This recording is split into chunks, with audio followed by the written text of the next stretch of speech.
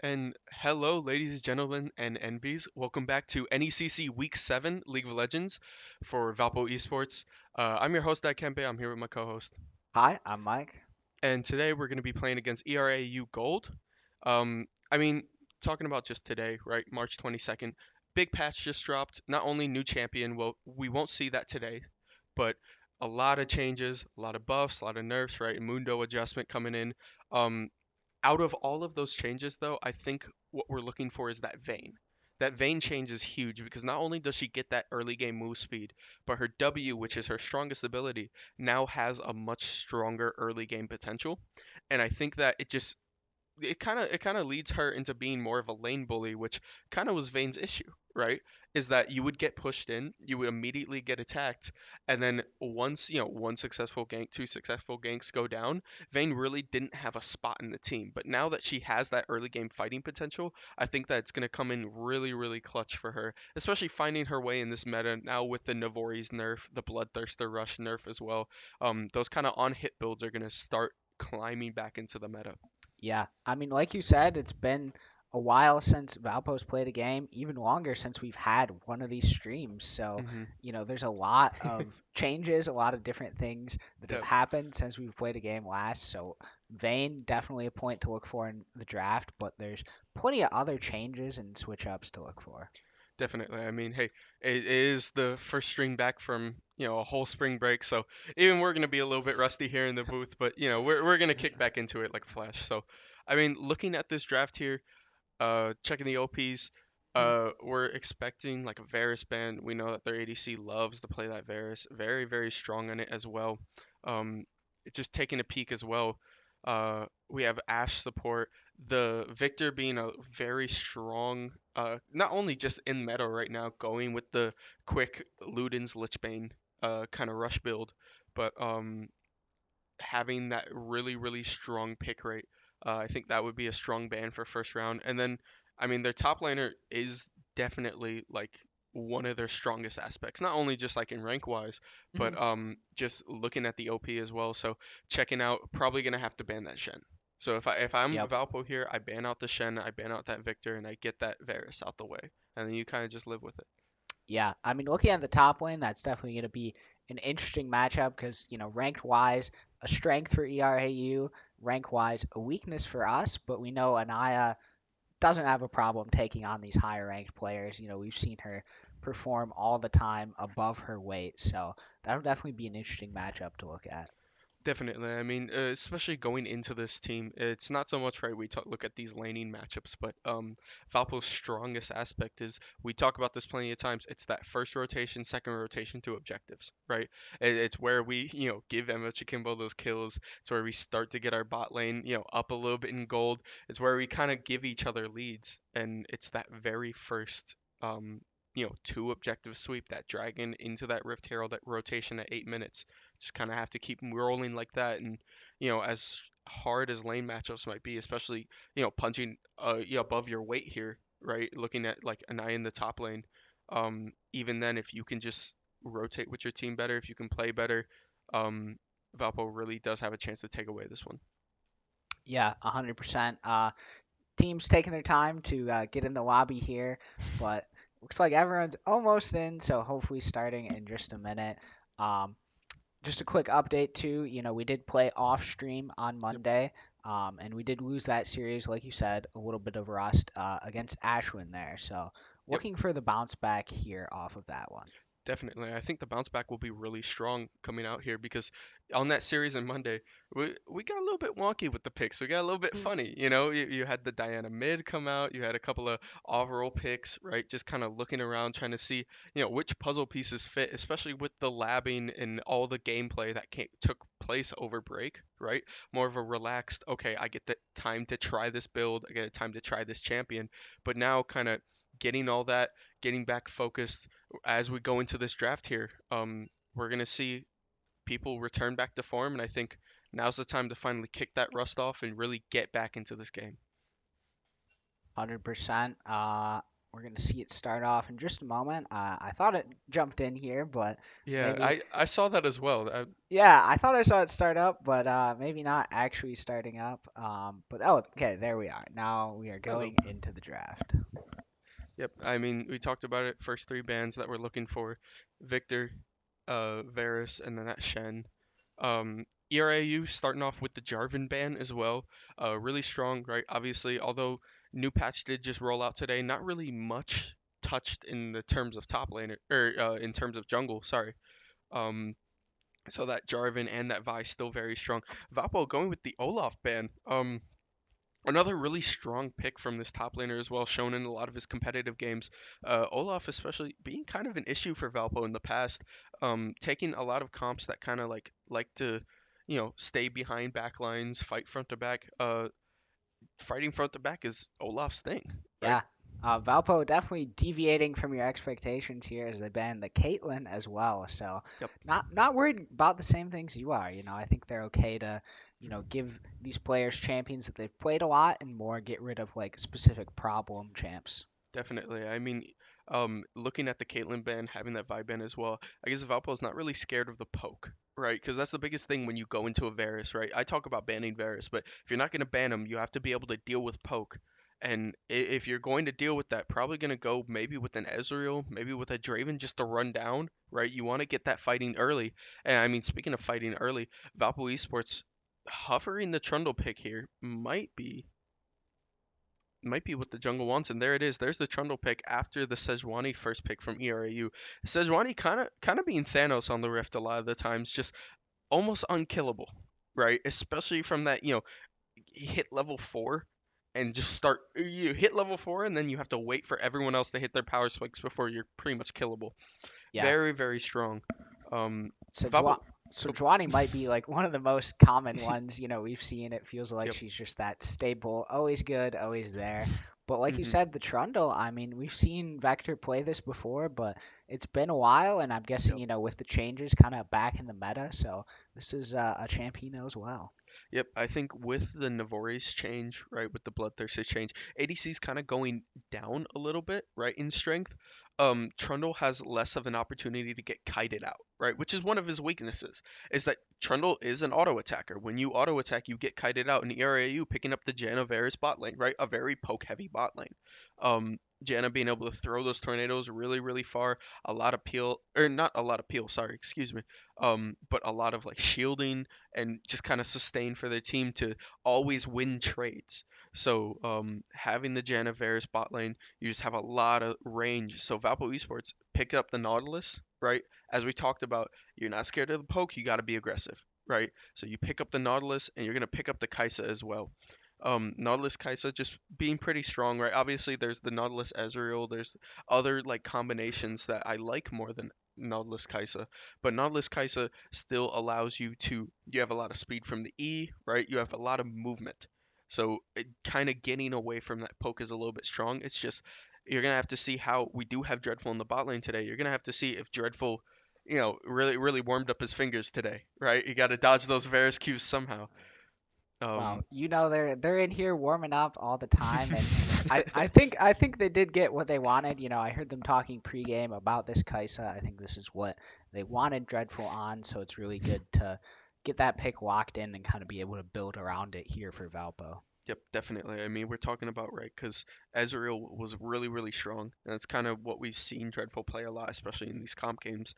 Same with the Xayah, but now Xayah nerfed or Xayah banned, excuse me, and then with the Navori's nerf as well, going into that Ezreal build, kind of putting a stake in that build, right?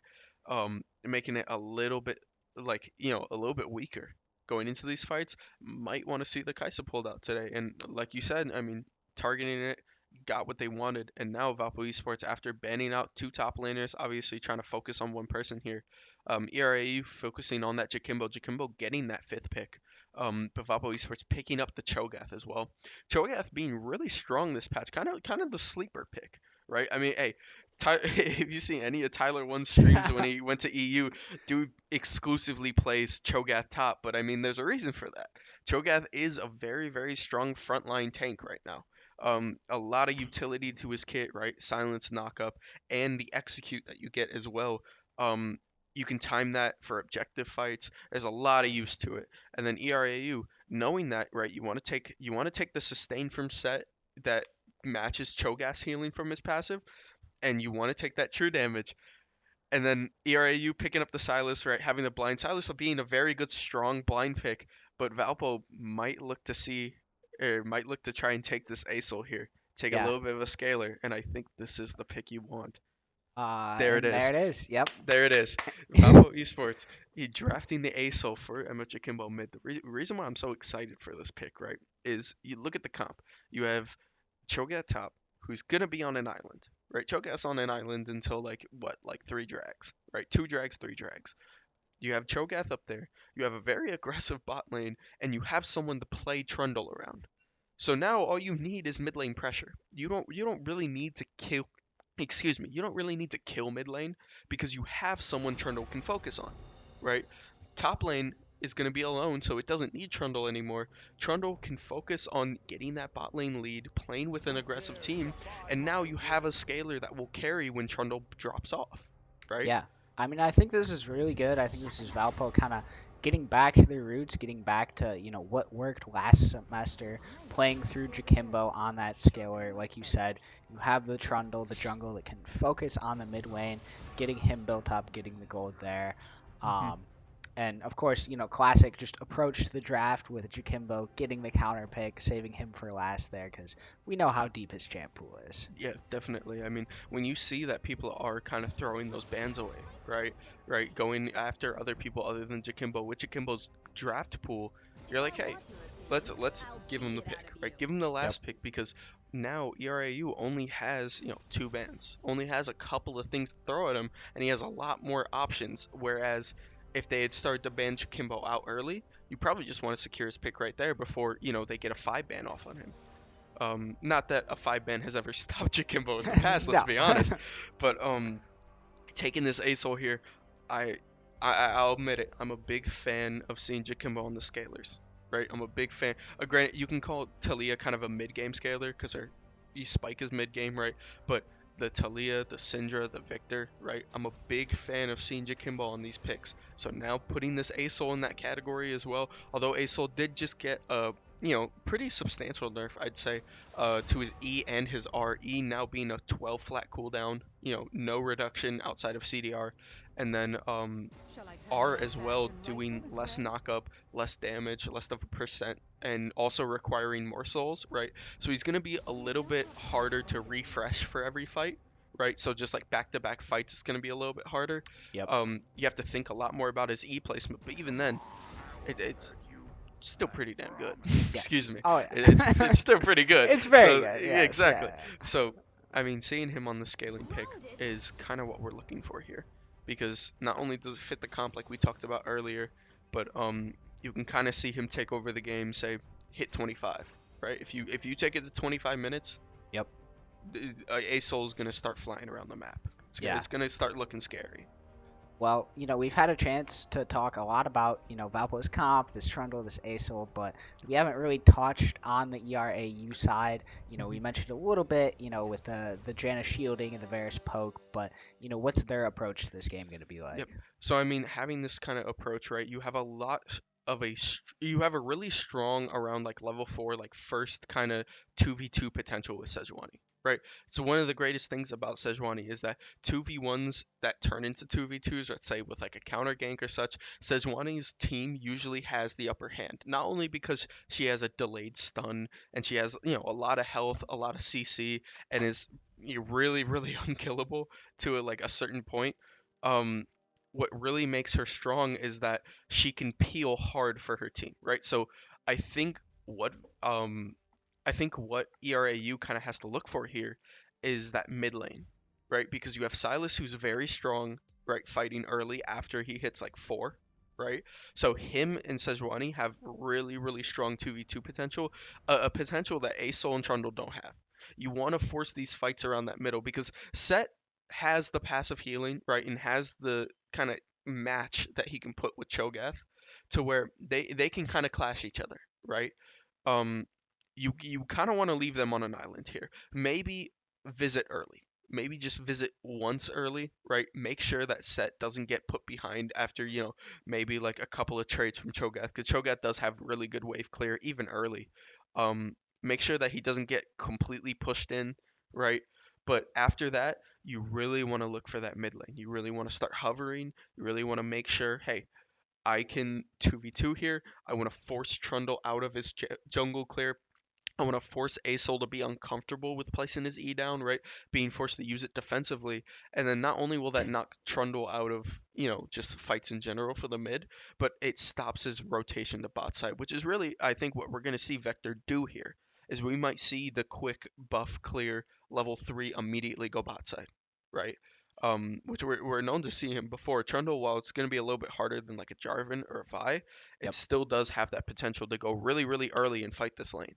Yeah. Um, and I then mean, oh, go oops, ahead. I was I just was going to pivot a little bit, looking at the Silas. It is yep, one of my favorite champs, for the ultimate. And I always like to talk about, what do you think Glacials is going to be targeting on Valpo's team yep. here? I mean, if I had to, right, Cho'Gath is always funny. Because Hmm. remember, if you do eat as Silas, you also grow, right? It's the Okay. funny We interaction. love that. So we're maybe not the best competitively, but I mean, Big Silas is a good Silas. That's all I'm saying. Uh-huh. But looking realistically, you have not ult. Not ult is very, very strong utility wise. Asol ult, while it did just get nerfed, also insanely strong, right? Obviously, you can't steal his evolved version, but you can steal his base version. That still is a very hard stun, right? It's a Yeah. 1 second stun.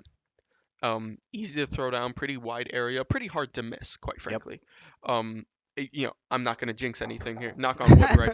But stealing kind of Asol and Nautilus, and then straight 1v1, just steal the Trundle, right? Right. If you ever get into a spot where you just see Trundle in jungle, just steal Trundle to eat him, right? You steal his ults, you'll win that 1v1, especially with the sustain he has. Um, but I mean, just in general, Nautilus and Asol, those are the Yeah. two ults we want. So later on, when we see Jakimbo missing ASOL, then we, Yeah, we have you to yeah. blame here. I'll So I'll stay I'll stay silent. I'll stay quiet. yes, Don't worry. yeah. I won't say Yeah. anything here.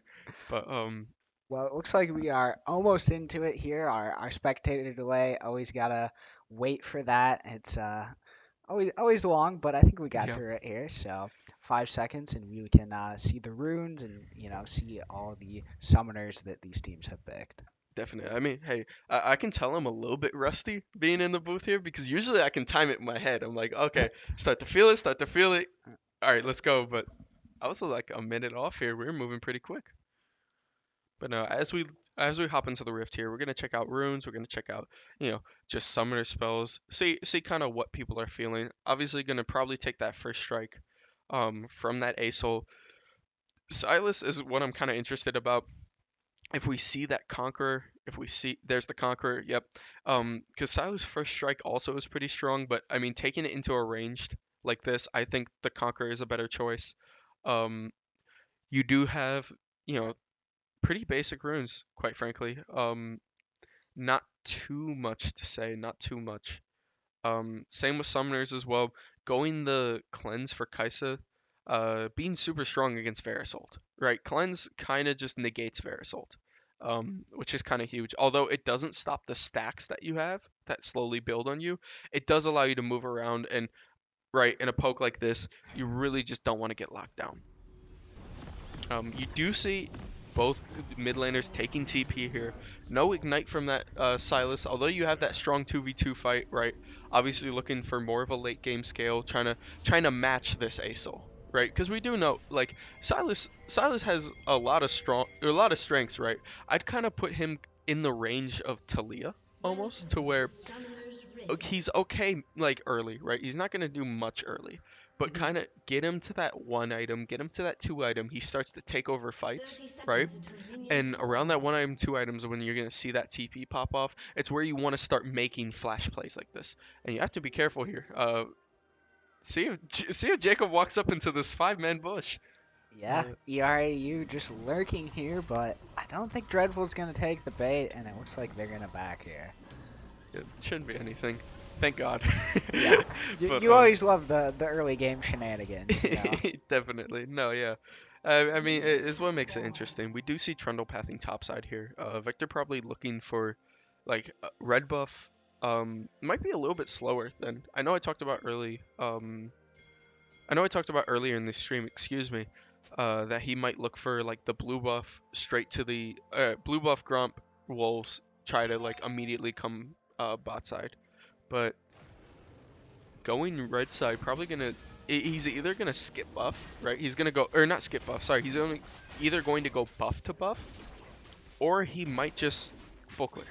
Which, I mean, on Trundle, I'm not too familiar with the like kind of idea that you want to do with Trundle, but hey, I trust Nolan. We do see bot side hitting down this bush. I mean, we talked about being aggressive, and this is what we were looking for. The ignite coming out as well. The auto almost getting off. Both almost getting that Kaisa proc. There's the Kaisa stacks. Both hits going off. And just a little bit of a trade here, giving the HP advantage to Valpo. Yeah. Giving a couple of creeps, but shouldn't be all too much damage. Yeah, pretty good start, to the bot lane. I love when Steamroller is on these champions that, have those hooks, have that long range, because it is just such a good playmaking ability. You hit the hook and instantly everything opens up. Yep, definitely. I mean, we're seeing this dynamic in the mid lane as well. Silas being able to jump in, right? It's kind of how you close the gap against ASOL, especially in these early lanes. Knowing that he doesn't have that W, you kind of want to lock that down. And we might see, as we talked about, you get that level 3, level 4, and we're going to see that early. But Trundle coming down this bot side as well, getting this root up and the shots. Trying to get that last auto, but not being able to get it. Dreadful going dangerously low, looking for the poke. The flash coming out from him as well to save himself, and that's kind of just a little bit of a misplay, right? Obviously trying to give that kill to Dreadful, but Dreadful just not being in that position to get it. The Q from Steamroller looking for maybe just a hook, right? Still being at full health, being able to gank. Looking for a crash here. Trundle going down, trying to get under that tower. A little bit of an engage here in this top lane as well. The W coming out, giving Set that trade. Conk proccing as well, making it really dangerous for Anaya to try and step up here. Lots of action coming through early game, but no kills found. Like you said, I thought Valpo could have picked one up, with both EMP Illusion and Takukana very low there, but unable to pick it up, but still an advantage in the lane there. Yep, I mean, exactly what you said, right? Still an advantage. Even if you're not picking up something from that lane, being at least able to show, right? Give your team an early CS advantage, right? You notice that's a whole longsword, right? You picked up a longsword over your team, and now you have much stronger fight potential. Not only on top of just like your comp, but now you're just really, really strong. In comparison to your lane, obviously nobody's picking up Yes. a mythic item here, but Yeah. we do see The classic Sejuani 4-minute really, myth. really deep. Ooh. And we're gonna see this a huge rotation coming as well. 3 men in the jungle, and that's gonna be first blood going to Set. I mean, we talked about those early skirmishes with Sejuani, right? Sejuani obviously calling out for some help, going for that invade, knowing that Silas was out of lane, right? Seeing Trundle rotate over, it's just kind of the call that you want to make there, where it's, hey, we can fight this, right? And I mean, knowing that Anaya is pushed a little bit under tower, having Asol not have too much roam potential as well, at least early enough. Overall, good call by ERAU.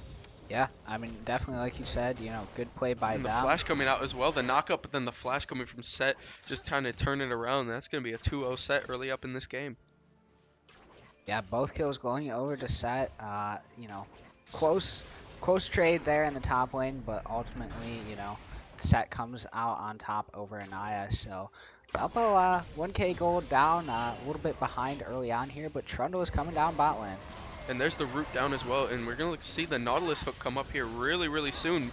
Probably trying to pull out. And there's the kill for Dreadful as well, getting him that range. Trying to walk up on this Kai'Sa. There's the flash and the W as well coming from Silas. Silas picking up that kill and forcing Vector and Steamroller to back up as well. The chip from Varus, looking for one more E maybe. The pull. Nautilus stops under tower, and here comes Asol as well, coming down. There's the hook, and the kill goes to Steamroller as well. Great turn.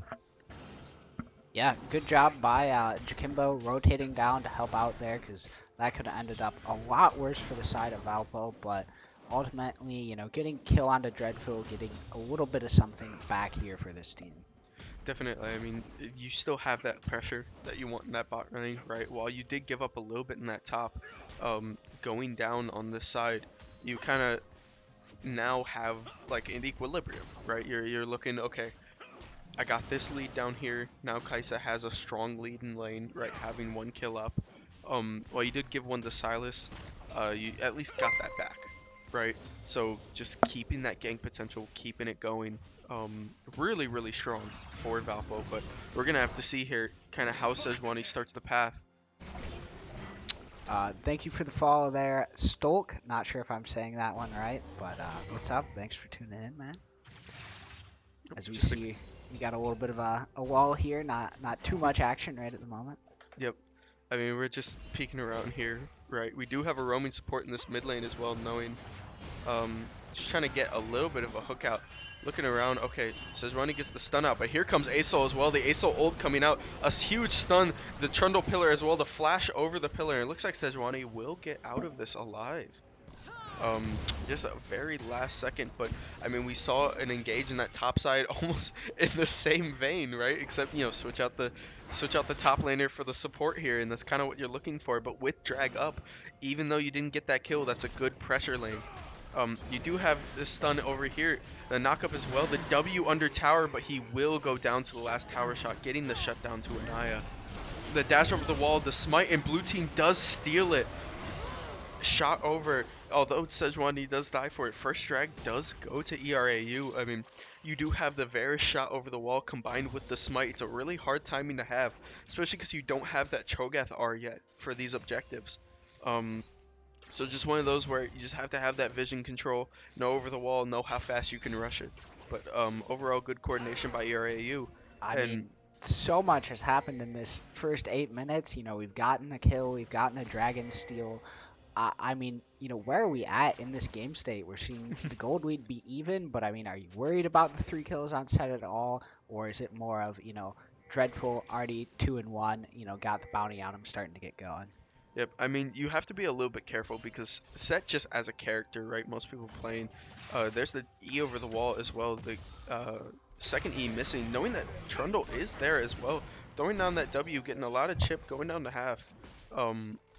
Talking about Set, right? Set as just a character in general is going to be out of lane much faster than Cho'Gath is, right? Because you want to get that Demolish proc, you want to get those Heartsteel stacks on Cho'Gath, but you need to get that item as quick as you can, right?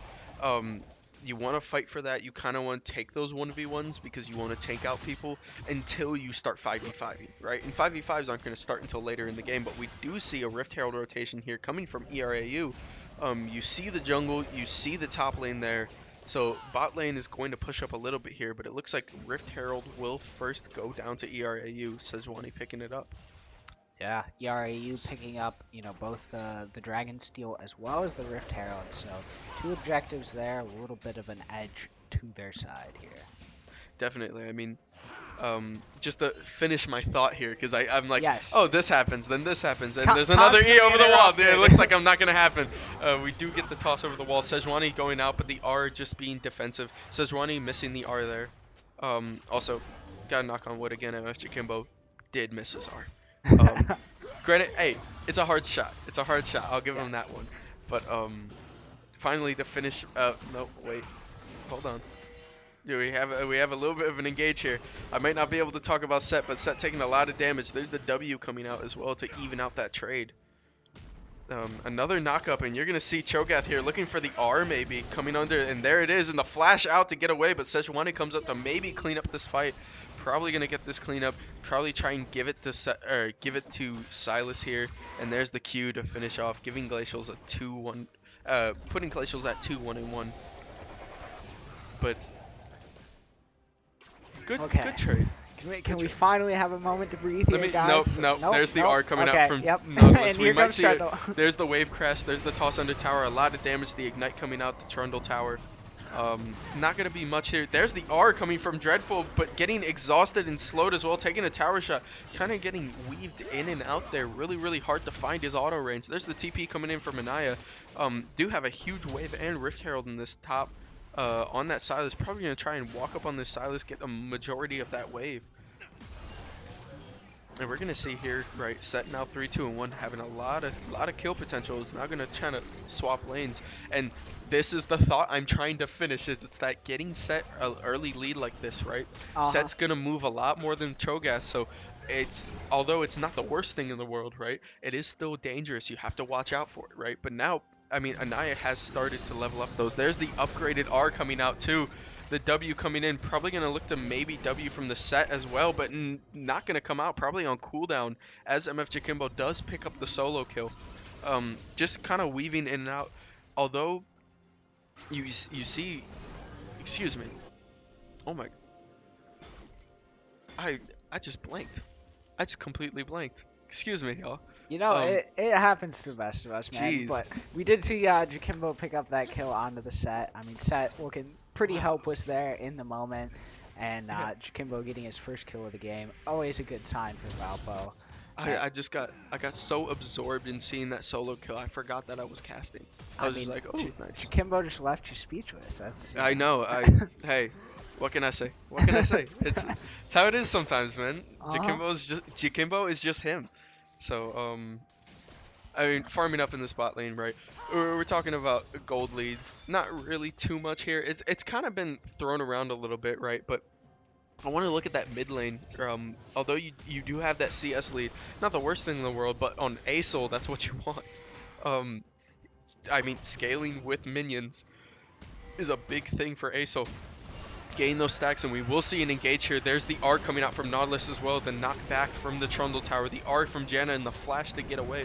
Mostly going to get away here. The Q, but blocked by Steamroller as the R's going to clear up for Dragon. But you see Sejuani is just sitting in jungle or Dragon Pit here. You have a lot of pings going out in this bot side here. A couple of wards going out, and looks like they will try for this tower again. But I mean, you have to remember, it is Varus and Sejuani there. They might try to walk it, and there's Red Team Dragon. Not gonna get stolen this time. Sejuani may be looking to clear up a little bit, trying to fight for that. There's the smite, probably gonna get that, but pulled in as well. And the shot, I mean, scuttle for death, I guess. But ASOL going around, there's the R as well, thrown over the stun. You can kind of see that duration on the stun. Dreadful being able to R in, finish off that kill. The new nerf on the stun there is what kept Jakimbo from getting that kill. Although it did go to Dreadful, so I mean, can't complain much, but kind of seeing it in action a little bit here. Very good play, you know, by Valpo there, avoiding the steal, picking up the Dragon, and, you know, picking up a couple kills there too. You know, this has certainly opened up and given Valpo a little bit of a lead. We will see the TP coming in from MF Jakimbo as well. Probably going to be able to fly and try and pick up the Set here. Set walking around a little bit, just trying to get one proc off at least. Really just needs to walk up together, but now giving Anaya a little bit of a shot to, you know, recall back, get her situation, you know, get her bearings, right? Kind of get back into this game. Maybe a little bit of a lane swap here. As we saw, I mean, Jakimbo is not, you know, not worried about taking on this Set here. Do see a couple of pings going up as Rift Herald number 2 When will be Jakimbo dropping may be soon. in trouble here with 3 Ooh. members of ERU But he looking to does have W, collapse. but there's a huge hit by the Sejuani as well, stopping the R from Sejuani and probably going to pick up the kill for Silas. Um, a good, I mean, good reaction time from that Sejuani. Obviously, going for the ASOL, kind of looking for the comfort of, okay, I'm just gonna fly over this wall here. You have to be able to time that dash, and I think Jakimbo just kind of underestimated how far Sejuani can get over that wall. Yeah, I mean, this is one strength of ERAU as we see Set. And they're set pulling in as well, but there's just so much damage having that Bork already. There's the knockup and the Nautilus knockup as well, but he was in the air at that point. Nautilus picking up the kill. There's the Sejuani knockup and ult in, or not ult in, but the E in as well. Dashing in, not going to be able to get it. Anaya parking those heart steals and the pull as well. Shutdown going to Trundle and Rift Herald 2 picked up by Valpo. Valpo is starting to kind of pick up steam here. This is what we talked about early game, where we like to see those early first to second objective fights, right? Where Valpo can really start picking up these kills, right? And here it is. This is the fight that we wanted. This is the comp that we were drafting for. And it's starting to actually really come together here, right? You have the scaling from MF. You have a really strong side lane potential, right? With that scale. And we might see Varus kind of go down here. The R coming off. Will it? Hey, there it is. Landry's picking up the last kill for MF Chikimbo. And this has really opened up for Valpo, like you said, picking up steam. Some might even say steam rolling, you know? Nice. So, A round of applause. That away, Mike. That away. but yeah, I mean, very quickly this has opened up. I mean, what has it been? 5 kills just in the past couple of minutes here. Yep. So I was gonna say before all that happened, one thing ERAU had been doing well is, finding those picks and collapsing on people. But here's Valpo turning the tables and looking to pick up a pick of their own on the set. And there's a coming in from Cho'Gath as well. Kill going to Vector just to finish off set there. But just a way to stagger kind of the CC going in this top lane fight. And we're seeing now Vector picking up a lot of steam. A lot of steam. And not only that, but Anaya's starting to become that big body. That large force on the Rift. There's the R as well, or not the R, excuse me. There's the stolen ult from Silas, and Silas just being forced to back off. Can't really do much now against this ASOL. Yeah, I mean, at this point, it feels like Valpo has so much power. I mean, the rate at which this gold lead was built was just insane. I mean, it feels like, at 12 minutes in, we were like, oh, pretty much even, anything can happen, and then all of a sudden we're up almost 5k here, and it's a tough spot for ERAU. Definitely. I mean, now they're going to have to really kind of give up these couple of objectives. They really need to spend time, right, farming here. Because you do have that lead in that bot lane, but you're losing a lot in these other lanes in comparison to, like, gold, right? Because you have the jungle lead with those kills, which is going to be a lot stronger in lane. So now you kind of have to play back. You have to play safe. You have to kind of catch these waves as they're coming in. And maybe give like a drag, give 1 or 2. You can afford that right now because you just cannot give Valpo any more of these mid-game fights. Yeah, and I mean, I think that was kind of the issue. We saw so many of these fights happening, and ERAU just, looked a little bit uncoordinated, and, I don't think they should have gone in on multiple occasions. There's the Ian as well with the TP is the kind of the flash, or this is kind of the snap engage that we were looking for when this Silent hits this ultimate. But there's a huge ult from ASOL, cracking the Landry's on everything. There's the R from Set in the backline as well. Glacial's walking up to the ult coming out from Dreadful, trying to just dash in from the side. Steamroller knocking up as well. The ult coming from Janna, but MF Jakimbo just kind of flying by and shooting everything as Dreadful comes in the background, being able to fly in on the last enemy as well, and there's the last shot, and that's going to be a clean ace with only Steamroller going down for Valparaiso, not only clearing up this dragon, but probably going to also take a couple of towers here as well, giving this gold to Dreadful. Steamroller with the valiant sacrifice and Valpo picking up the ace in return. Definitely worthwhile. That's kind of like where you have to look at, like support IQ, right, that we're talking about. And we know Eamon is no lack of that. Eamon's one of my favorite people to watch in these games because the way that he thinks of these fights, the way he kind of positions himself. And in that fight specifically, ERAU did what they needed to do, right? You have the set ult to the back line, you have the Silas lead that front, but what they didn't account for was Steamroller not trying to peel, but rather walking up and immediately stopping their damage, right? Walking up, hitting that Varus, being able to throw that ult out, stop people from following up on the set's back line, and that allowed kind of MF Jackimbo and Dreadful not only to just, sit back and kind of shoot, but just clean up, right? And as they walked forward, although Steamroller, took a majority of the fire and did go down, it led to a team ace, and that's really all you can ask for. Yeah, I mean, it was a very dominant fight, by Valpo, and at this point, you've got so much gold on the side of Asol, on the side of Kaisa. I mean, 20 minutes in, I don't want to quite call it, but it's feeling pretty overwhelmingly in the favor of Valpo. It is getting really strong here, and although he is like very accelerated, right? We talked about that 25-minute, right? If you get to that point, Asol's gonna take it over, and we're seeing right here him just taking Baron over the wall. There's gonna be red team Baron. This chip is stupid. I mean, like you said, 20-minute Baron picked up here by Valpo. Yep. Everything's been going their way the past few minutes. Mhm. Silas might look to get in there, but no. Yep. So ERAU is just going to try to, fend off this Baron and not give Valpo too much. So Yep. Well, I talked about, wanting to farm, kind of having to play safe, give up objectives or such, right? This is kind of the reason why I said that, right? You really don't want to give these kind of fights because now Valpo not only has Baron, but has, a 8k gold lead, is sitting on a lot of money right now, and kind of has free reign all over the map, right? If they want to take this fight down here, right, you know that you have that Silas top lane.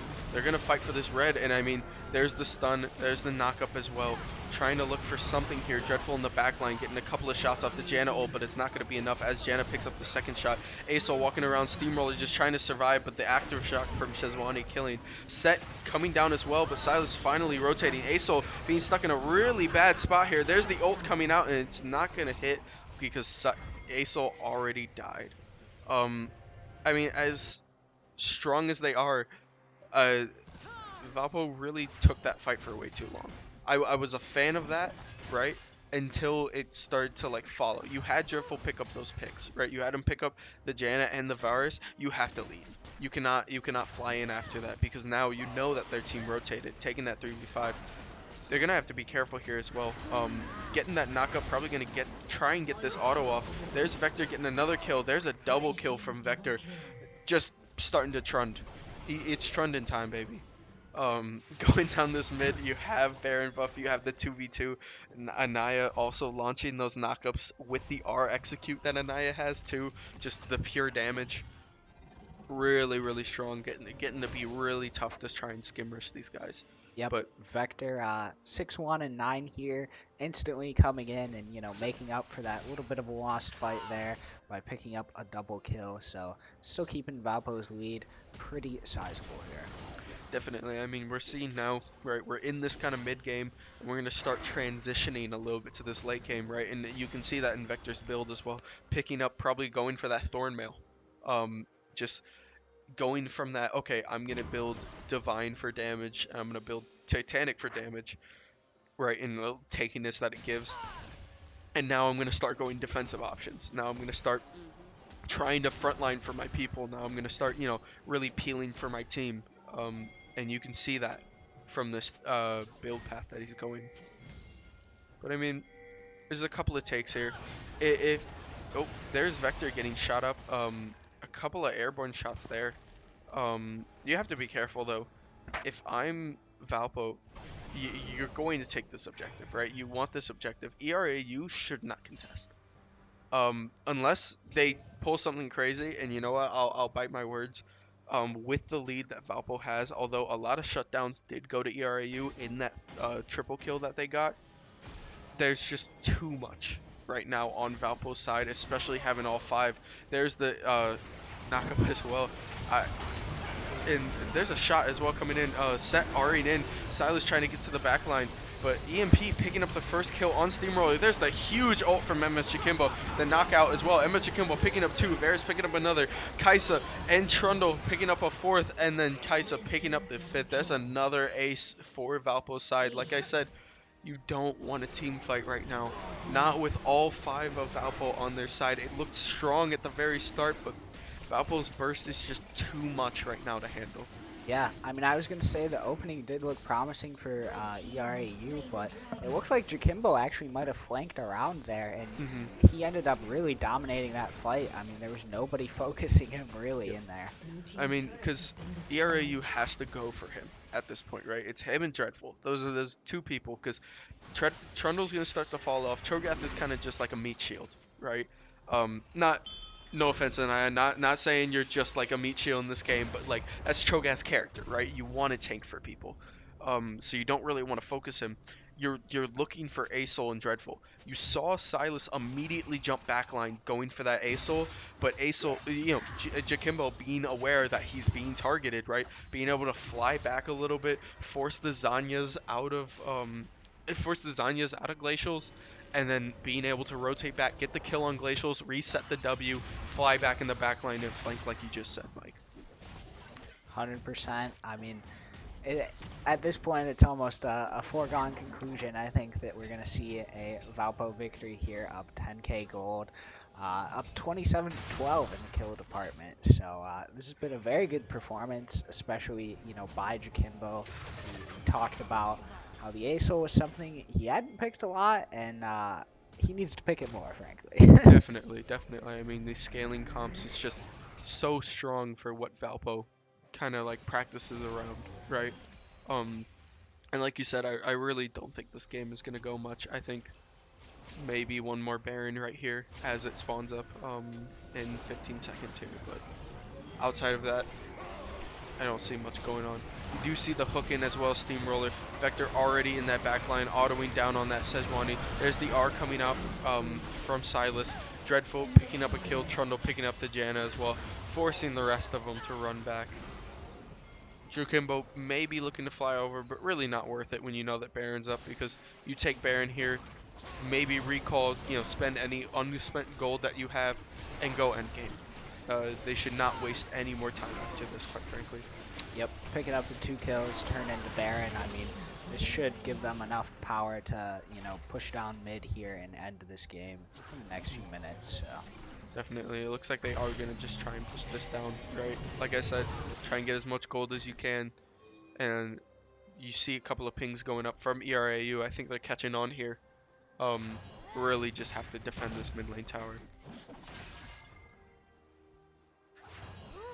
Yeah, I mean, overall, I think there was some good stuff in the early game, from ERAU, where they did pick up first blood onto Vector and, set a couple solo kills in the top lane, but I mean, the team fights seemed like they were just going in when they shouldn't, and kind of overextending, and Hmm. Valpo was able to pick up a lead so quickly. Yep.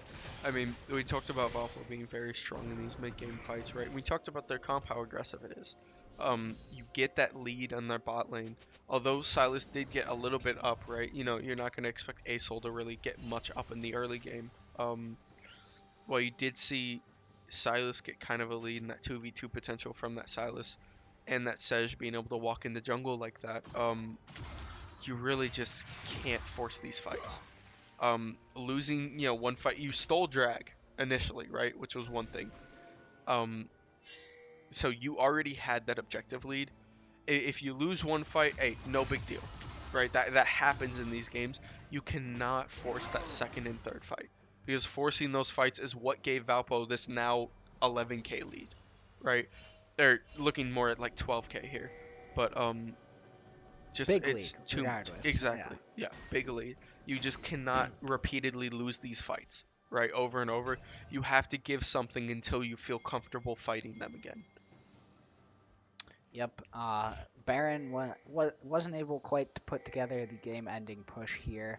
Hmm. So they're gonna look for one more fight here, as both teams just sitting in the bush here, waiting for the objective, I Yep. guess. I don't think there's much going on in the heads of any of them right now. We do see huge Cho'Gath.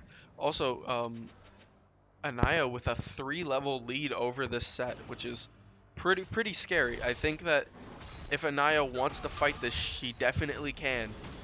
There's the knockup. There's kind of the red hot trying to get away, right?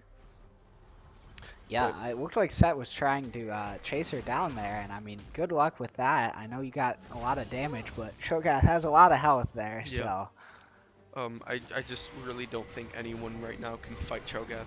And we're gonna see a fight here as well, right? Cho'Gath pressuring that top lane, knowing that's a 4v4, and they just had to give Soul, right? There's not a fight there. If you don't give Soul, you lose the game. I'm surprised that Valpo hasn't tried to at least end it already, but looks like they're just trying to secure it a little bit more before they go up. Maybe not too comfortable in the spot that they are. yeah. And I mean, we've seen while they're picking up that dragon, and I was pushing up its top lane. She's gonna get the kill on the Set, but there's 3 members of ERAU here. Yeah, 4 members make that. I mean, Anaya just sat through all of that, right? There's nothing you can do, but even then, right, just taking all that damage, it took a long while for 4 people to kill that one Cho'Gath. So being able to put that in lane, just call that a reset, right? Get whatever you need, get back into this fight, and Yeah, I mean, start like you said, finishing it out. Valpo certainly taking their time to end this one, but there's really no risk of ERAU getting back into it. I mean, you would Hmm. have to lose multiple fights at this point if you're Valpo, and you just are so strong. So Definitely. I mean, Um, I don't think there is really a shot for ERAU to get back into this unless Valpo, pull some kind of weird shenanigans. But I think the point being that don't give them the shot to pull those weird shenanigans. You know what I mean? Don't give them a chance to actually take advantage of that. Just go end game now. yep, and it looks like we're seeing a group up mid here. Um, that's where everyone's kind of aggregating. We're seeing the pigs down. Jakimbo kind of split, going to the bot lane, looking to push that there. Yep. I mean, now we're seeing a 3-2. Just trying to split up a little bit. A lot of damage going out to this set here. The pull in as well. All of those minions gone. Looking to take this tower. Might be able to force a fight after this. Yeah, it's a 4v5 right now, but Anaya is on her way, and Hmm. I feel like Valpo could even win this fight 4v5 at this point. So Anaya might be splitting to this mid lane as well as Valpo tries to take this 4v5. Which I think is still a strong aspect for them, but they have to be careful. There's a lot of CC, and we're going to see it right now. You do have the E coming out from Sejuani, along with the ults from both sides, from both A-Souls at this point. With 3 kills going down, Anaya does TP in immediately to rotate. A-Soul with another double kill, trying to pick up this last one. Silas just having to run away. Right, we talked about that damage. A lot of CC, but obviously just nothing to follow it up. The tower just shooting Anaya, but who cares? This will be the end. yes, finally reaching a conclusion here, as Valpo has killed all but 1 member of ERAU. So Yep. be able to push it in and take the Nexus in game number 1 here. Overall, I think it was a fairly dominant performance. Nope. Okay. Still Look, not looks quite like done. looks like we're still playing. Okay. Okay. Um, cool. Yeah, they're just Cool, guys. enjoying the game so much that they don't want it to end. I think is what's happening here. I guess it's fun. I mean, look, I'm all for having your fun, but I think winning is the most fun, quite frankly. I think we can have a lot of fun that way if we just I agree, win but the game. the Baron is up here, so we really have to get another one of those. I think is Yeah, the goal. it's just add it to the tool belt, I guess. Yeah, Um, like if you haven't gotten 3 Barons, have you really won the game? Man, I guess not. But yeah, now we have Baron. I think we end now. Are you sure am I though? am I crazy for saying this? I don't know, man. Am I freaking out here? We, Am I missing we something? might have to wait and try and get a 4th Baron here. No, watch out, watch out. They're gonna run mid, and then there's gonna be a secret objective that pops up, and they're all gonna run away. Oh yes. If okay. Elder Dragon spawns and they run back, I'm taking my headset off. And there's the pull as well. Probably gonna be a pick here on this Sejuani. It can't be slow, but it doesn't really matter. You do have Aso in that backline. So much damage. Trundle walking down. You do have the knockup and the R coming out on Trundle, but I mean, just barely any CC time at this point.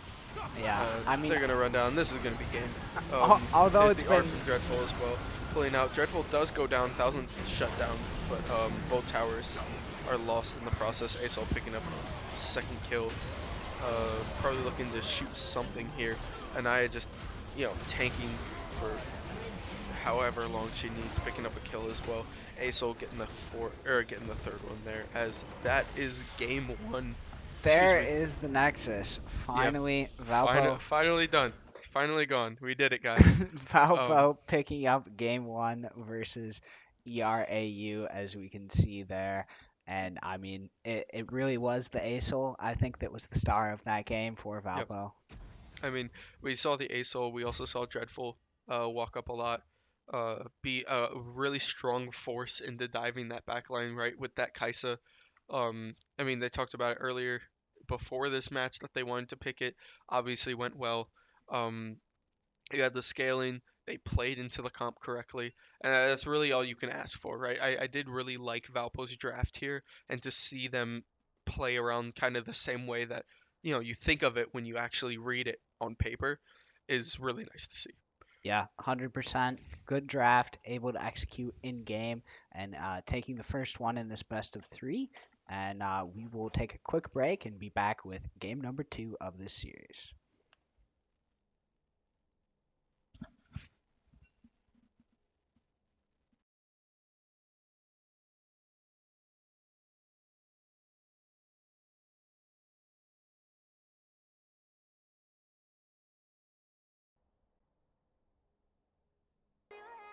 It's making me realize everything we've been through makes us strong enough. You and I, you and I.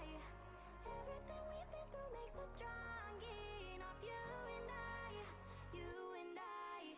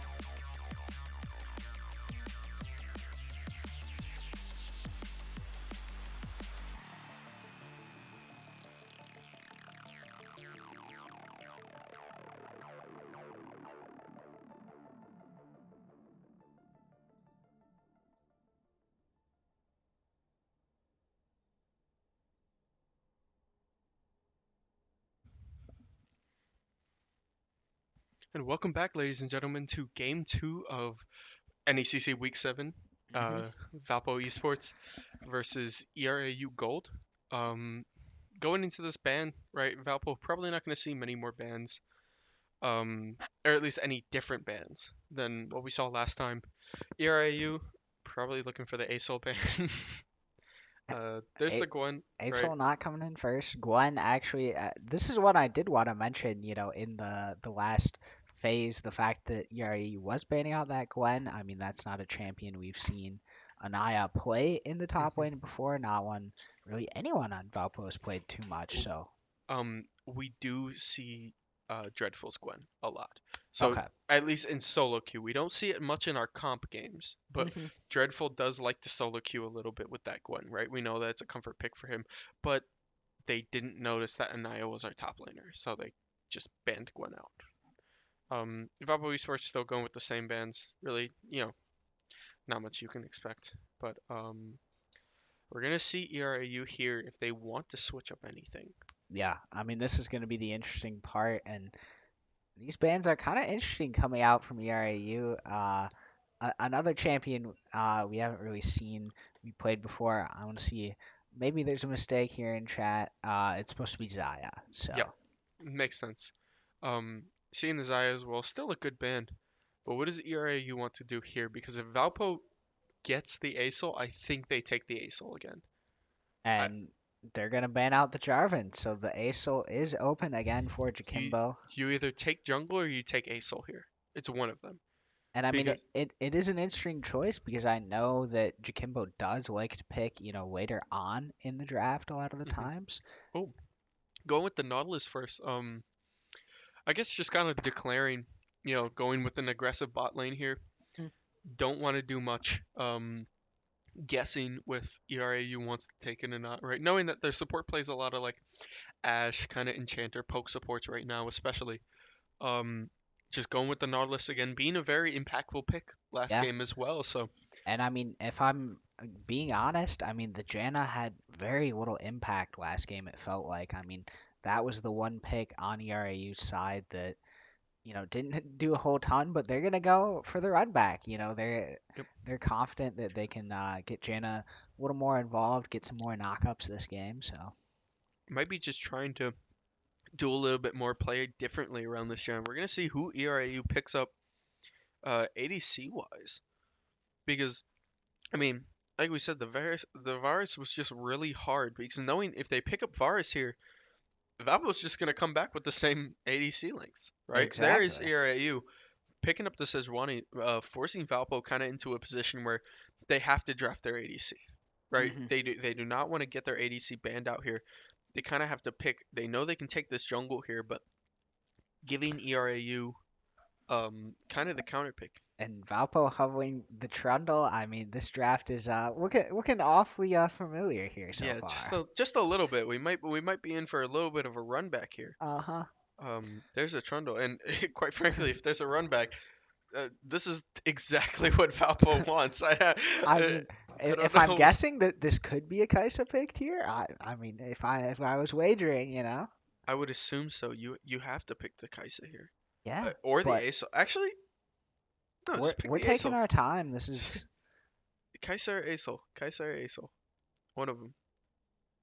or none of them. Or Misfortune. Oh, or There's the misfortune. Misfortune. Okay. Okay. Um. So our first difference here from the game one draft, Dreadful picking misfortune instead of Kaisa here. Yeah. Um. And then ERAU, right? Misfortune offering a little bit of poke, so ERAU gonna answer back with the same bot lane. Um. Again, I don't really know how that. I mean, maybe it's something went wrong, outside of comp wise that they feel like can be different this game, and they're gonna be able to pick up the win on the same champs, or maybe they saw the misfortune and decided, okay, let's go Varus. So I hope so. I hope so. That's all I can say. I hope so because right now ERAU is kind of pigeonholing themselves again. Uh, they need to ban ASOL here. They cannot let this ASOL go through. There it is. and Thank there it you. is. Okay, Yes. we made one change in the draft. We did it, guys. Good Yes. job. We we made one change in the draft from And last game. and it's a pretty big change if you Yes, it watched Jakimbo's ASOL at all last game. I mean, it was very dominant. So getting him off of that pick should make it a very different game too, yep. honestly. Now, right, it is a bit more of a different mid dynamic, right? ERAU probably gonna still try and play around this mid. Um, and it's gonna be Ari, which okay. We did see Silas being really useful last game with the kind of CC stunt steal that he would take with his ultimate. So ERAU might just be playing kind of more into that, but I mean, another issue we saw last game was that they would CC and then nobody did damage, right? And I think that it's kind of what ERAU has to really be careful here. You have to take a carry top lane, or else nobody's gonna do damage but Varus. Yeah, I mean, it's There's the definitely a Silas. lack of Yep, damage as we're seeing. And yes, okay, Silas for Valpo. yep. Because I mean, Silas steals Ari ult, and then Ari can't play. Silas with Ari ult is one of the scariest Silases you can face. Just dangerous. Not to mention it's Jakimbo's Silas with Exactly. Ariel. Yep. So And then Valpo picking up the Scion top lane as well. Seeing a lot of tanks, a lot of hyperscaling tanks. And Scion is what I'm talking about. Scion is one of, if not the strongest tank in the game right now. So much utility, so much damage and CC chain that he has, right? If you even just the simplest little R Q into E, right? Or mm, R into E into Q is just such a strong lockdown.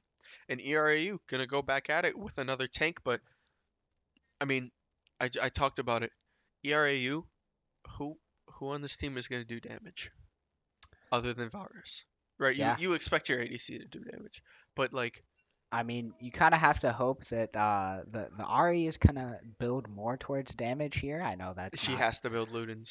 Yeah, I know that's something that doesn't happen all the time. If I watched a little bit of the LCK last night, and we saw an Ari that did not go too great there. So hmm it's definitely interesting. I think how the Ari builds, right?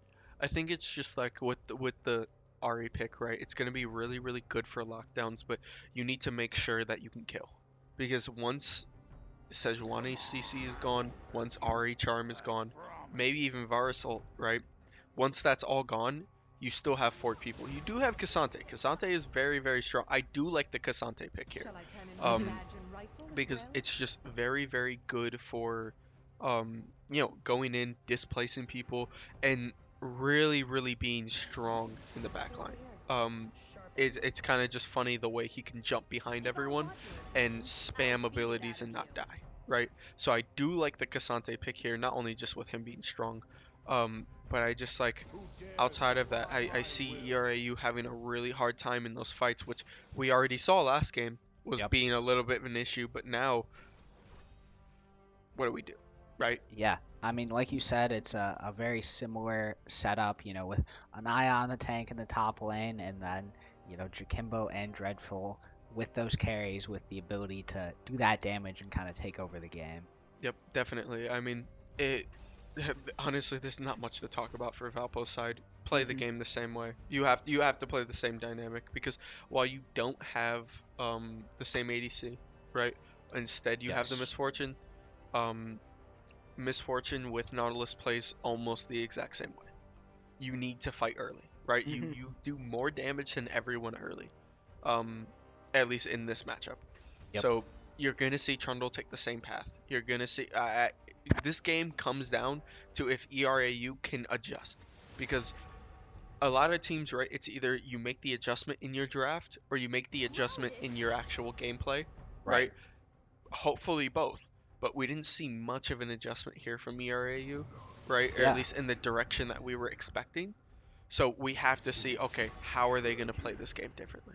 Yeah, So, I mean, I think there definitely is room for that gameplay adaptation, right? I mean, I kind of touched on it a little bit last game, but it felt like the game got out of hand just so quickly, right? I mean, it was a couple of minutes there, kind of between the 10-15 minute mark, everything just collapsed, yep. really. I mean, it was all those fights that went on, right? It was everything that like went on with, okay, I have this fight going down, and then they had to force this, and then they had to force this. Just kind of that snowball effect, right? It's snowball no Nunu, but eh, I don't know. Uh, I just have to see how this game goes. yeah. I have to be able to see how this game goes. As much as I want to make like predictions or talk about like different matchups or things like this is one where I'm very out of the water right now because Yeah. I don't like obviously ERAU has an idea behind their draft, right? And I can't put a finger on it, so I'm really interested to see how they do match up to this. But we will take a slight break here, going through this going through this preparation and going through the spectator delay, and we'll catch you guys when we see the runes and summoners.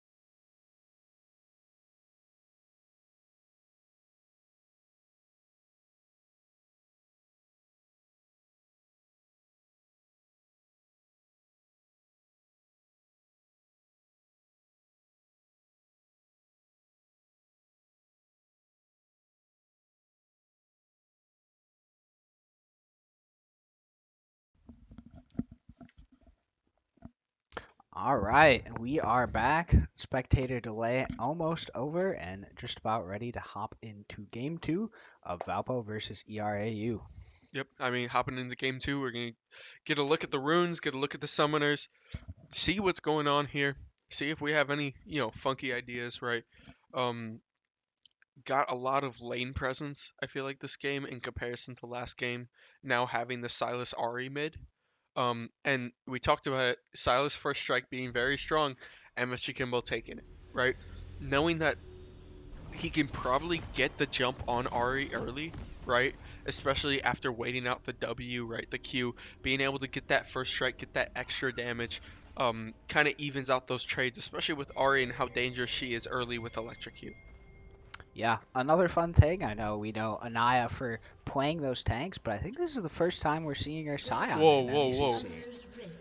Did she take lethal tempo? Whoa, whoa, whoa. I think we have an issue. I I I think we have a misclick. I think Anaya is running lethal tempo Scion. No way. Is there some way I can check that here? Um I mean, hold on. Yeah, click. That's definitely lethal. Go down here, please. Uh-huh. Yeah. Yeah, that's lethal tempo. It's hover the first one right here. Left. Nope. Up. Up. Okay, Hold on. we lost it. We know it's lethal tempo. It's Okay. lethal tempo. Yeah, yeah, Scion Kraken Slayer. Let's go. Here we go. Okay. I talked about it. Uh-huh. That might be the break that ERAU needs. um, not taking the tank on him. And this is not like, oh, she's going AD Scion because that's phase rush. Uh-huh. This is just funny. This is just really funny. Um, I guess she can stack lethal tempo at least. But go team. Uh, anyways, I honestly still believe in her, and just like last game, we're seeing another try and engage here. The hook not being able to hit, but the root going out as well. Misfortune hitting the exhaust on the Nautilus. Couple of shots, and you can just see they're already forced out of this lane. The PTA from Misfortune. Steamroller just has to be careful not to go down first. There's first blood going to Steamroller, and Dreadful picking up the second kill, and that's already a double kill. I mean, we saw it last game, we see it now. I mean, Come on, and I proc that lethal tempo. Yeah. I mean, if you could have, written up the perfect start for Valpo, I mean, that was exactly This it. is Double quite the kill. start. Double kill for bot lane inside 2 minutes. And, this is going to be a fun game, I think, so. Yep. I mean, we're seeing that. Honestly, the auto attacks do look kind of nice right now. They do look kind of fast. As much as I joke about it, I really do think that even with the wrong runes, I think Anaya still is, like, she is her. You know what I mean? Yeah. Like, she can still win this matchup. Yeah. Steamroller has to be careful here not to give a kill to Varus. There's the charm of Emma Kimbo. We talked about how dangerous it is. There's the Trundle early, trying to get it, but the Ignite going, the first kill the Glacials. I mean, that electrocute is so dirty. You have to be careful in this lane, especially with how long of a range they. And this might be a double kill. The flash coming out from Vector, hoping the minion aggro doesn't get taken. Glacial's just trying to walk up and finish that last Q. Really good turn from Glacial's in that mid lane. Just so much. And honestly, Emma Chikimbo's in a really bad spot this early now. Yeah, I mean, once again, just like last game, we saw, so many kills coming in early. Both of these teams very aggressive, and, here we are once again on that kill per minute pace. So, very high action game here. Definitely high action. I mean, you have Emma Chikimbo already going down for one Glacials, right? Playing around that RE. Probably, it looks a lot more comfortable right now, right? And taking these lane trades and kind of throwing and weaving these charms around. But just like that, I mean, Valpo's bot lane getting that double kill as well. If I'm Vector right now, you had the mid lane fail, right? Nothing you can do about that. It's just a tough matchup early. But you have your bot lane up lead now. Just make it unplayable. If I'm Trundle, you make the bot lane game unplayable for bot lane. Just on repeat gank, and we do see a standoff here. I mean, Vector is on vision now. He walked up into it. The charm over the wall missing. Cassante being able to dash but not being able to hit. As Scion will get a little bit of free farm, and it is going to be an unsuccessful gank. Yep. Vector having to use that pillar, but able to get out of there. And we're taking a look at bot lane here, seeing if the Varus Janna can get a little bit of revenge from last game. It was definitely, kind of a weaker game from the duo, so seeing if they can bounce back here in game 2. Definitely. I mean, we're seeing just a lot of pressure going on, right? If I'm the Varus Janna in this bot lane, I think the biggest thing is you just kind of have to accept that you're not going to get those kills that you want. And there's a huge E coming out from Jakimbo, forcing the flash out. The charm hitting Vector, just going for a little bit of chip, not being able to get much. Anaya taking this really long fight. There's the lethal tempo proc. That's what I'm talking about. What we got? Like 3 seconds. That's it. That's it, Anaya. You know what? What if I'm joking this whole time and it wasn't a misclick? What if I'm the insane one here? I mean, And there's the R under the table as well, trying to get this shot. There's the Q, just hitting anything here. Probably just gonna end up giving and proxying this wave. You just have to be careful. If you die, right? Obviously, Anaya is very comfortable taking a 1-for-1 because she knows Scion passive exists, right? You can always play with the Scion passive. So taking that under the wall, you just have to be careful. You can't die in a situation where Cassante can dash away to like teammates, right? Or dash away to minions. yeah. I mean, Oop, and there's the 100%. R over the wall as well. 6 getting hit by Ari. Emma Chikimbo getting shot as well. The Ignite hitting up, but it won't be enough as Emma Chikimbo does survive a little bit low. We do have a gank bot lane as well. Probably just going to give Steamroller this kill. Vector looking to try and turn this here. You see, there's just not a lot of damage right now. There's the pull in as well. The hit, the exhaust on Steamroller. Steamroller flashes and gets out. And that is going to be a 0-0 fight, but bot lane still having that advantage. Yeah, I mean, like you said, no kills, but a pretty cool play by Steamroller there, you know, going back in and then flashing back out and then able to stay alive. I'm trying to think of what I was going to say there, but action, constantly action. 5, 6, there, 7. Let's go. There it is. keep going. Need 6 shots. No, I'm sorry. I keep freaking out about this, but No, I mean, this is definitely, you know, for the post game, something we're going to have to ask an eye about with this, something a little bit. with this lethal tempo here. Yeah. Might need a little bit of an update later on, but we'll see. Valpo trying to start up early on this drag. There's blue team getting it. The charm as well, a lot of damage, and there's the sniper of the wall going to Varus. Varus getting that kill, but here comes the rotation. There's the R out as well coming from Steamroller. Chikimbo being able to dodge in, and Dreadful picking up that kill. Another E over the wall. Janna doing a lot there. The heal coming out from EMP to save, but Emma Chikimbo does get another W off, finishing off that kill. 2-1 trade with drag. Going to Valpo, putting Misfortune on 2-0-2. Really, really strong right now. Yeah, another good start, very similar to last game, you know, with Dreadful picking up those 2 early kills, starting to get going. As we And there's see, the R over the wall from Cassante, just so dangerous. The flash coming out as well. You're gonna be safe, but Vector's Vector here. walking up, and there's the knockup as well over the wall by Anaya. The E in the shot, trying to get that blast cone, and will get the blast cone over the wall. Just closely getting away. Just a couple of canceled autos on Vector's side.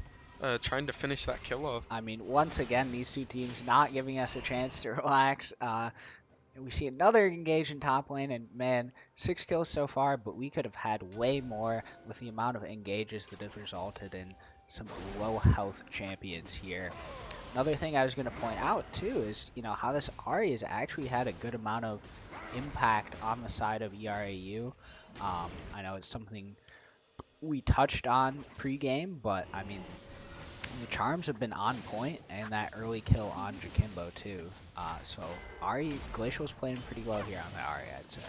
Yeah, definitely. I think the one force that's kind of keeping him in, at least evening out these fights. Not so much like even, but keeping that they get something from it. I mean, going back, just looking kind of at these matchups now. Your bot lane, right? We talked about this. It's kind of just over, right? We do see Misfortune, at least laning phases, right? We do see Misfortune already picking up the BT. And while BT was super strong being rushed, there's the E miss from Jakimbo. You have to be careful. Not really much mana there. There's the R coming out from Glacials as well. Being able to get away safely, not too much hard CC. Valpo not trying to stick in there as you see the Sejuani coming from top. You have to be careful here. There we go. There it is. Keep punching. Keep punching. Yeah. Keep hitting. Yeah. Knock up. Come on. Slow. There. Yes. Yes. Yes. There's the dash out from Cassante as well. Another lethal tempo. Honestly, I've seen her get more lethal tempo procs. There's a huge engage on this bot side as well. I'll hold my thought as Dreadful picks up the solo kill on Janna. And there's another pull as well, but the root on Dreadful is just not gonna, it's gonna be too much. The shot as well. A lot of damage going out, but it is gonna be a 1-0 trade, and they are gonna get a lot from this tower. Looks like they're just walking over this wall. There's the shot. Tower, and it's just gonna be a clean kill. Yeah. I mean, Misfortune 4-0-2 now. Dreadful on a rampage, as the client is telling us. So very good sign here for Valpo. Yep, and there's a flash as well from Glacials, knowing that the R isn't up, but there's a turn from the Sejuani as well. The E over Vector, a lot of damage. There's the stun, but there's the stolen R from Sejuani thrown onto herself, right by Silas, picking up a 1-for-1. Anaya being shot under. Gotta be careful not to get R in the tower. There it is. And there's the dash out, and Anaya will go down. Probably gonna try and clear out this wave, get as much gold as she can before she has to die out here. And there's a shot just trying to punch out a little bit. Still first time going down in this lane, despite the lethal tempo pickup there. So still kind of holding her own. I think it could be a lot worse. I want to do something really quick. Could you click on the icon for me for Anaya again? Yeah. All right, go down to this air. 28 seconds. It's been lethal tempo has been proc for 28 seconds this game, and I think that's been proc more than like the ADCs I play with that actually are supposed to run like lethal tempo in my solo games. Guarantee you, she has actually procced it more. But I mean, this could be the new build. She could have been labbing this one up, hey, man. Listen, as we're looking around, I want to make sure that my like thoughts are not just like, oh, I'm just gonna make fun of it because it's not new. I'm on Reddit right now. I'm on everywhere that you can search up builds. I'm trying to search up if this is a thing. While I see people are like, yes, you can run it. Like this is Reddit we're talking about. There's a lot of cope that goes on that site. A couple of shots here as well. Just Cassante, you're gonna see, especially with that grasp. I hate to talk about runes a ton. Just has so much more sustain at this moment. So much more tankiness. I think you could probably find a post for like pretty much every champ in rune combo being viable. You can run this, you can run that. I'm sure there's a lot of wild justifications going on. I want to verify this really quick. I'm gonna look up Silas Glacial. Let's see. As we see Valpo. There it is. You're right. There is the Silas Glacial. As Valpo goes to pick up this bot lane. You do see Ari get caught out here, and it's gonna go down to MF Chikimbo. But Drag is also going to Valpo's side. It says, why don't you try to just walk around the flash over the wall trying to get away? Have to be careful though. You are on blue side, so you're gonna meet the blue people. Here comes a loop around the wall, and there's the root down, and Vector picks up the kill. Anaya is still fighting this top lane here. There's the R as well, trying to just go all out here, dash on the tower, and there's the kill. Just a really, really hard matchup when you. I mean, I hate to keep harping on this. I'm sorry. This is not like, oh, you messed up, Anaya. I promise you. Yeah. I believe in your strength. It's just 20 times harder running lethal temple Scion into Cassante, who is a huge tank. You know what I mean? And ADCs have it hard enough. But it doesn't really matter. Like you said, Anaya, a good enough player that she still can, kind of work through this less strong rune, this less strong pickup here. And I mean, Valpo doing just fine with the lethal temple Scion. In fact, I'd say even a stronger start than game one. We have both dragons, and Dreadful has his 4 kills, Jacimbo has 3 kills. This is already a stronger state than we were at in 13 minutes in game 1. It might just be like the biggest brain play though, because think about this, right? They see Lethal Temple Scion top, and they're like, oh wow, they did that. I don't have to worry about that. Cassante will solo that lane, right? So then Sejuani comes down to the other lanes, and then now we know that Sejuani's coming down to that lane. We kill her, and we get that kind of gold from that. Maybe this is just 5-head, and I'm not looking at it properly, right? This might just be on me, but we will see bot lane probably take this tower down here, pick up on that gold. First turret going down, extending that 404 lead from Misfortune just even further. I mean, a couple of items picked up. Silas right now just so strong on the Rod of Ages. Although Everfrost is really still strong for his like burst and 1v1 potential, I think that Rod is just the better pickup right now. We will see Rift Herald, what's it called? Yeah. Excuse me, sorry, we will see Rift Herald popped up here. Red side trying to take it. Emma Chikimbo jumping over the wall. Big knock up the R on Anaya as well. The smite and blue team. Valpo taking Rift Herald. Everybody in the pit for Dreadful to just shoot and clean up a ton of damage. Emma Chikimbo over the wall. There's a huge E. Another double kill. Cassante picking up the kill. But you do see Vector walking up, trying to get one more auto. There it is. eaten down. Steamroller throwing the Q as well on this backline Varus. Varus just trying to get something, but Dreadful picking up 3 kills in that fight.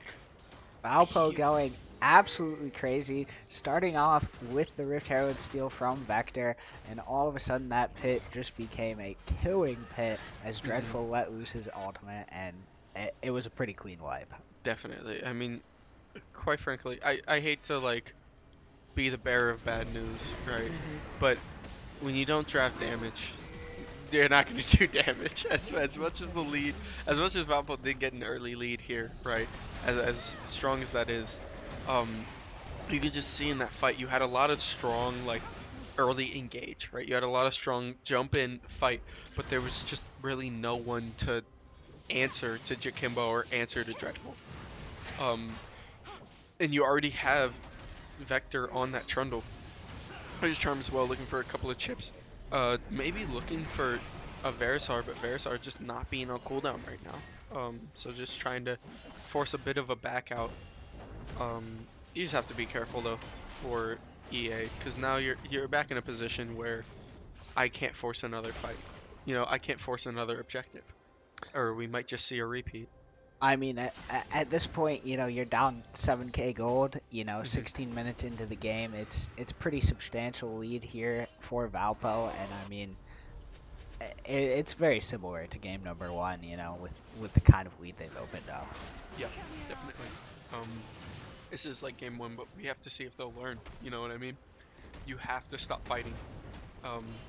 Like you're gonna see Cassante here picks up this objective bounty, or at least will try to, which is huge, right? That gold for your team that you get, that's the kind of golden farming that you need to get back into these games.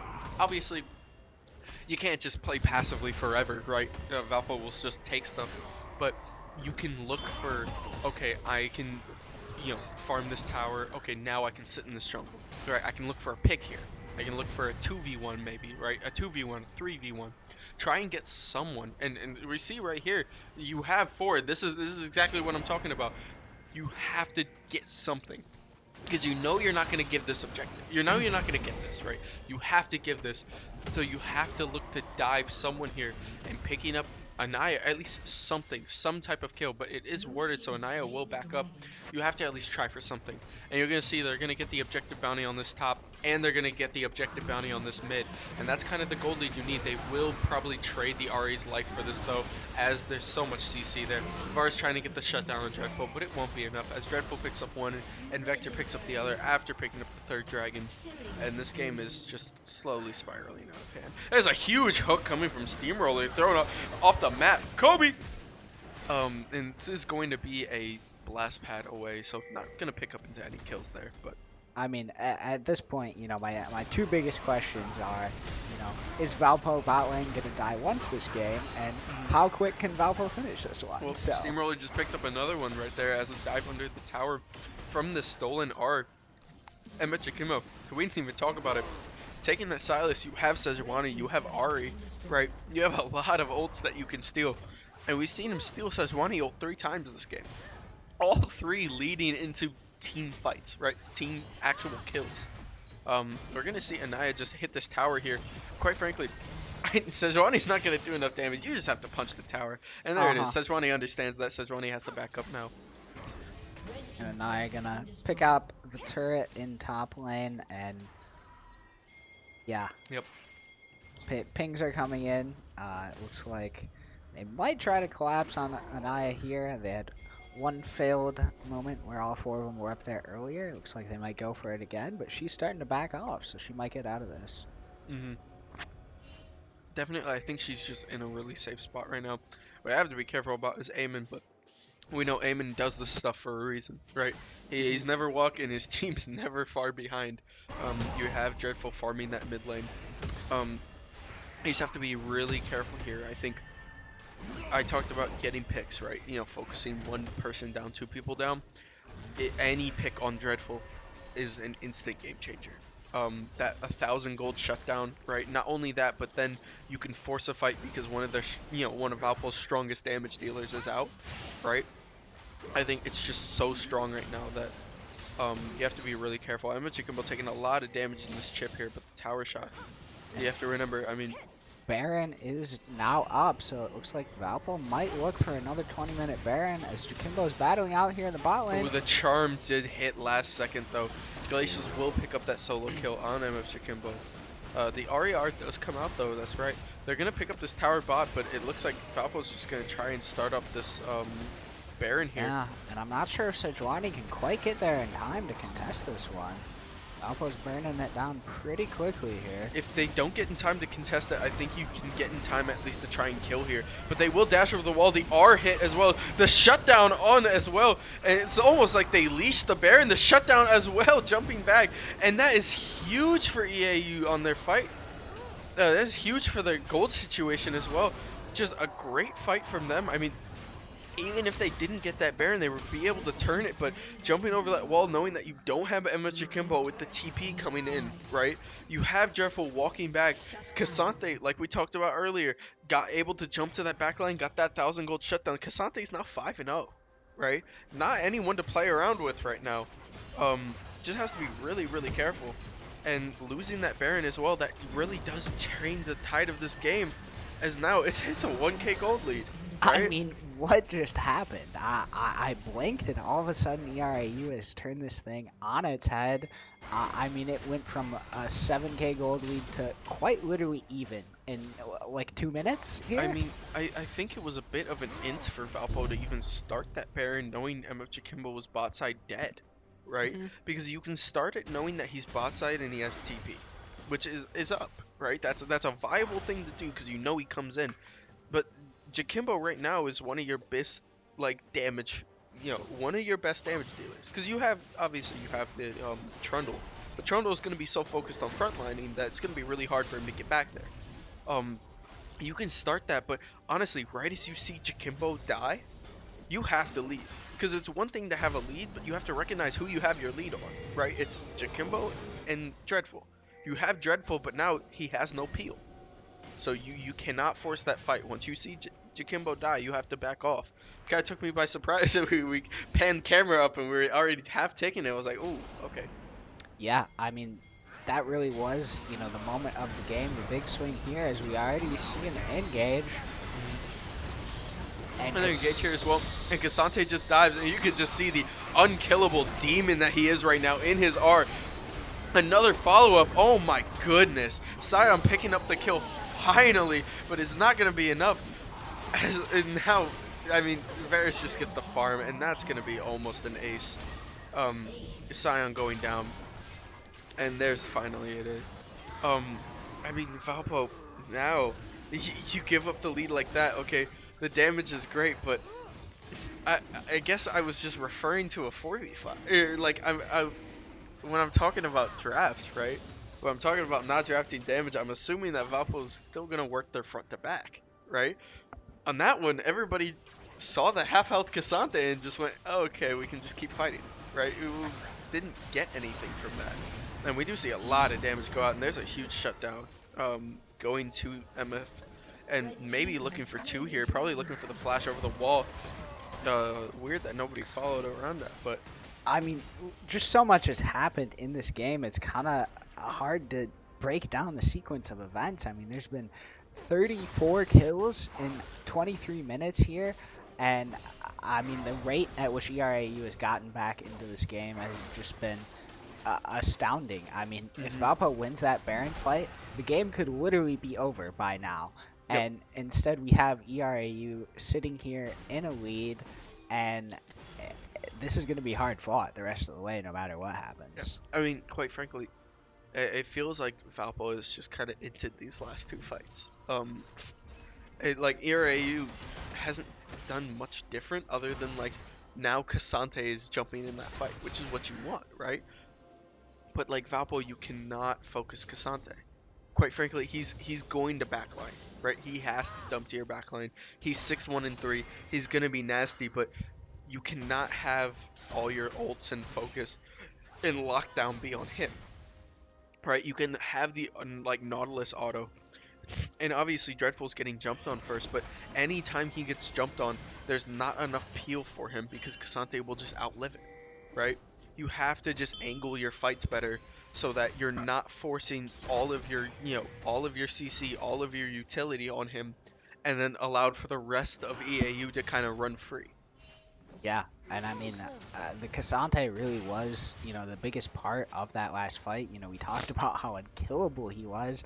It was just everyone trying to kill Cassante and not being able to, while the rest of ERAU was soaking in the damage. And they were also able to pick up the kill onto Dreadful very early, which, negates Valpo's potential in the fight. You might see a little bit of an engage here. You have to be careful. Scion is a little bit deep, having to run to that fight, but they are just kind of scaring around a little bit. Cassante looking to probably take this bot wave. Yeah. I mean, in terms of power level, the two teams are, very even, but at a certain point, the mental aspect comes in, and, the momentum certainly in ERAU's favor, and Valpo not going to be happy about, letting ERAU back into the game when they had, such a strong game state, such a good lead very early in this game.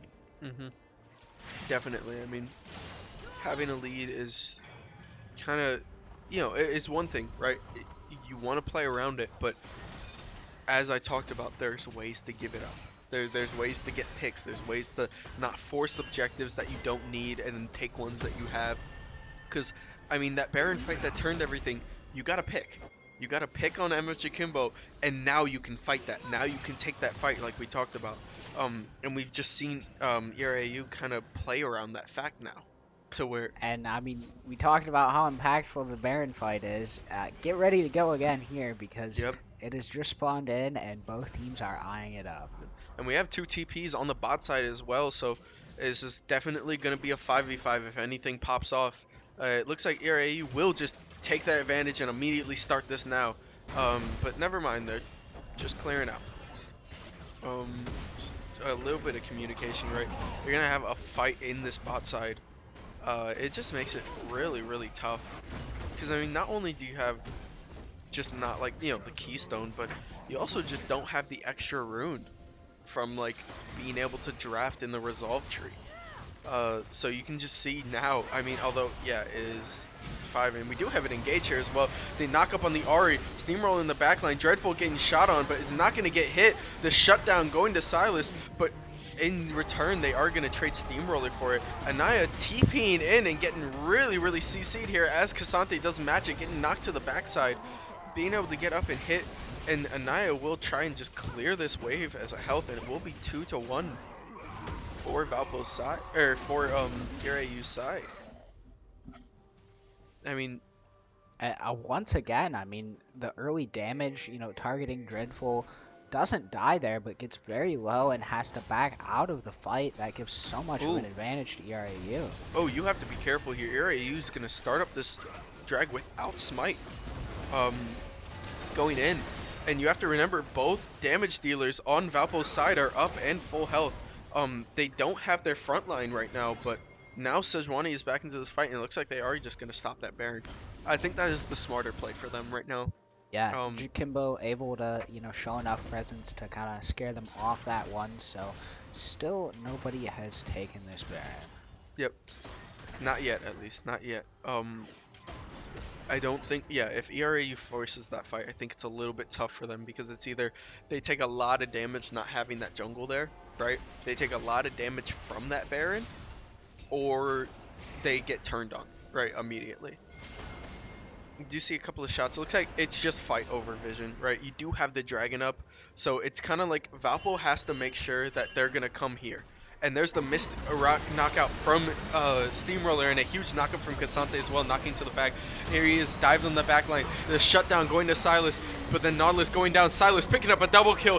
Jakimbo being able to walk to this back as well. EMP picking up the kill on Steamroller, but triple kill from Jakimbo.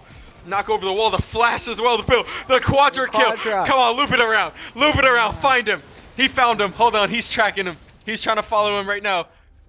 There he goes, maybe with the E over the wall. And it's not going to go for it. There's the quadra kill from Evan Kimbo, and that will start the fight. That's kind of the range. That's the range that I want to talk about, right? There's a reason that Emma Chikimbo is one of the biggest damage dealers on his Silas, especially because he is so good at finding these backlines. That Baron fight last time when it turned, right? Really bad because they didn't have that backline fight. They were forced to fight in the mid. Now he immediately jumped to that backside. Well, you didn't have as much peel for the Cassante. You saw Dreadful took less of his focus on doing damage and more on protecting himself. Steamroller gave up his life, got that kill, but then both damage dealers were back up. Immediately started firing back. Gave Valpo that kill, Baron and Soul, which is a huge buff in their direction. Yeah, and I mean Valpo really pushing this advantage. We saw they're able to pick up the Baron as well as immediately rotate down and pick up the Soul. So very, very good position here for Valpo, kind of getting things back under control with that fight, with that huge quadra from Jakimbo. Valpo's back, you know? Definitely, Valpo is back here. Yeah, I mean the Rabadons pick up right after that Quadra as well. Um, it's gonna be a show. It's gonna be a show now because you have a lot of strength, but we saw ERAU is not afraid of turning this game anymore. So if I'm Valpo, now is the time you have to end game. You cannot sit here and play this game like you did last time. Because last game just took a little bit too long, and we saw now those kind of slip ups, those mess ups are really, really prone to happen. So, Yeah, and I mean, it didn't punish them at all last game, but this game is a much closer one. So if they're not able to, close out and press this advantage, it can certainly come back to bite them. oh, for sure. And we're going to see here they're pressing the advantage, pushing down this wave mid. You do have Sion and Silas. They're at least going to get this top tower, if not mid, but they have to be careful. Sejuani might be able to turn a 4v3 here. They're going to have to back up. Dreadful has to be careful he doesn't get flashed on here, but they will take this top turret in trade for them defending that mid. Going to 131 is just classic, right? I mean, 131 is the strongest kind of lead pusher when it comes to a team after taking those mid towers. And you're seeing why right now, because you have pressure on mid, you have pressure on top, you have pressure on bot for the solo laners, and mid is just the fastest wave. So you're not going to miss out on anything by not putting your guys in other lanes, but instead you're getting a lot. There's the Sejuani R coming out on Steamroller hitting, but the R from Dreadful takes out Janna in the backline. Another kill going to Vector, and they're just going to be able to run down. There's the smite, and there's the dash as well. The Q finishing off. Kimbo just looking for maybe one more, as they will try and take this inhibitor, clear this wave. Here is the Cassante though, and he has to be careful. Cassante can kind of just beeline straight for Jakimbo if he wants to, but that's a lot of armor pen and damage coming from that MF. I say MF and I don't mean Jakimbo. Dreadful flashing over, trying to get this shot. Taking like 50 tower shots, He almost dies a doesn't tower. care. But it does not matter. That will be game for Valpo. Winning 2-0 in this series for NECC Week 7. I mean, we saw in that last game just a couple of misplays, a couple of ints in these fights, but playing around kind of your strength. Nice to see MF Chikimbo back on the Silas, right? Hmm. One of my favorite people to watch him play. And then again, just turning into the Dreadful show. Just the bot lane matchup as well. Steamroller playing really well, allowing Dreadful to play that misfortune, get that lead, and then Dreadful adjusting his matchups, learning his spacing, knowing where to be, and finally, Vector taking that lead, taking that ganks, right? That kind of gank lead that you give to the bot side, and just keeping the foot on the gas, right? And that's kind of what you want to do as Trundle. Yeah. Um, I mean, as we saw on the scoreboard there earlier, it really was the strength of the bot lane. yep, 35k damage coming out from Dreadful. And I mean, Steamroller, always the unsung hero of this team. yep, 22 assists, 2 kills. He was involved in 24 of the 26 kills here for this Valpo yep. squad. Definitely. I mean, we love seeing him play. There's a reason he just loves to walk up, just hey, take all the shots. Because I Hmm. mean, I've talked to him off camera, right? And he's just like, okay, if you burn everything on me, my team wins. He's like that. Exactly. That is a win in my book, right? So you love to see team play like that. And then as a final note, we had Anaya. We had Anaya with the lethal tempo Of Scion, which is course. crazy.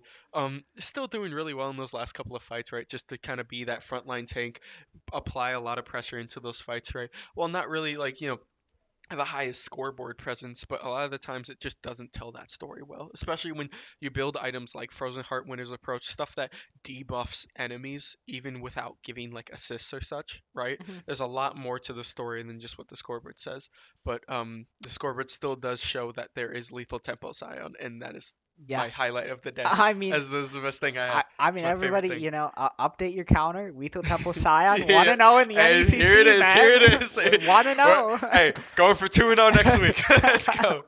But we want to thank you guys all for coming out. Yes. Thank you so much for your support. Thank you for watching, and go Valpo.